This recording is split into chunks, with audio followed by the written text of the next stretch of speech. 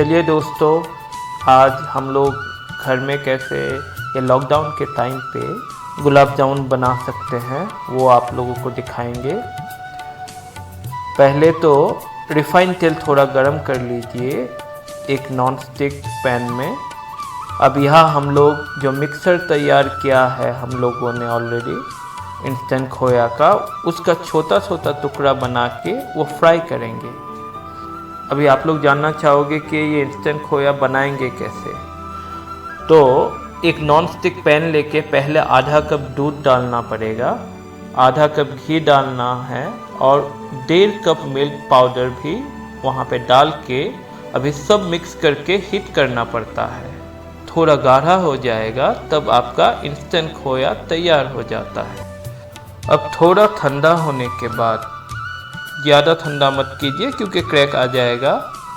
Warm होते ही आपको अभी 3 बड़े चम्मच मैदा थोड़ा बेकिंग पाउडर डाल के मिक्स करना पड़ता और उसके बाद खोए के साथ पूरा मिक्सर जितना हो सके मिक्स कीजिए। उसके बाद गुलाब जामुन का छोटा छोटा टुकड़ा कर लीजिए, हाथ से रोल कर देना पड़ेगा जैसे मैंने दिखाया है ये वीडियो में।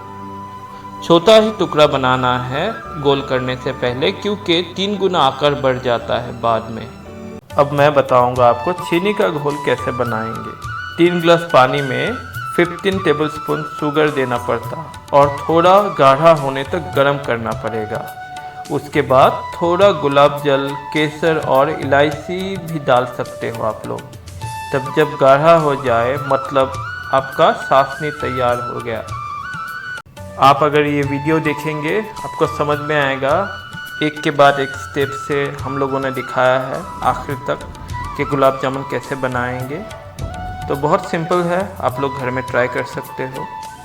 तो थैंक यू वेरी मच जिन लोगों ने भी देखा ये वीडियो। हम लोगों ने ट्राई किया, बहुत टेस्टी हुआ खाने को। और फिर अपना ख्याल रखिए, लॉकडाउन का पालन कीजिए और अपने आप को खुश रखिए।